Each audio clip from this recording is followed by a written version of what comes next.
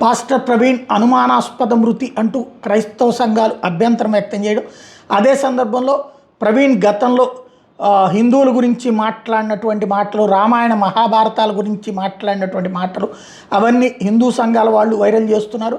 అదే సందర్భంలో గతంలో ముస్లిం సంఘానికి సంబంధించినటువంటి ఒక ప్రతినిధి తనని హెచ్చరించడం, ఆ హెచ్చరించిన విషయాన్ని ఆయన సోషల్ మీడియాలో పోస్ట్ చేయడం, ఇది మరికొంతమంది ప్రస్తావిస్తున్నారు.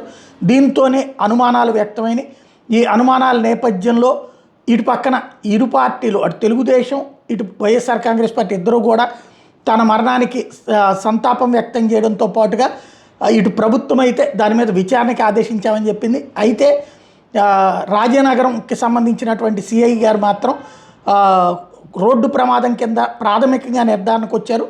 తుది నివేదిక ఏదైతే పోస్ట్ మార్టం తర్వాత తేలుతుంది.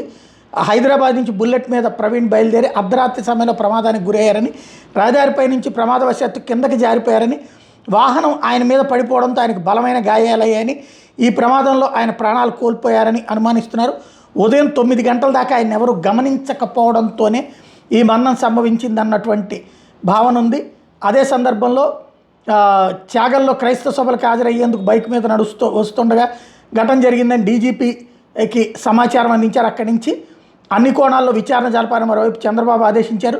డీజీపీ హరీష్ కుమార్ గుప్తాతో కూడా మాట్లాడారు. ఇంకోవైపు లోకేష్ కూడా డీజీపీతో మాట్లాడారు. ఇంకో పక్కన హోంమంత్రి అనిత కూడా ఫాలోఅప్ చేస్తున్నారు. పోస్ట్ మార్టం పూర్తయ్యాక మృతదేహాన్ని హైదరాబాద్కి తరలించారు.